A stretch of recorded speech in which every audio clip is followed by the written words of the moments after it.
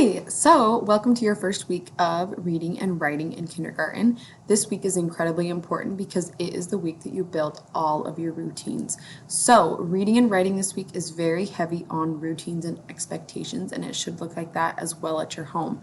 So, the assignment for this week, as you see below, is going to be you and your child sitting down together and coming up with a list of agreed upon promises or rules for what learning is going to look like in your home. There's a couple of books that you need to watch that will help you with that discussion. There's also some letter activities that I'm sending home this week, and that there will be some information for on our online class because we're really trying to kind of just brush up on some of those preschool skills. So that we can start our year off right. We are also doing a lot of things with our names. In class, we're looking at our names, we're looking at our classmates' names and alphabetizing them and doing different activities with them.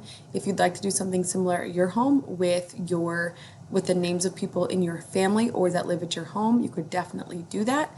The resources that I am sending home are more just with your own child's name, with practicing to make sure they have their kindergarten quality name written down that starts with a capital and is followed by lower cases, and they all start where they are supposed to and end where they're supposed to. Good luck this week, and I hope that you have fun in your first week of kindergarten.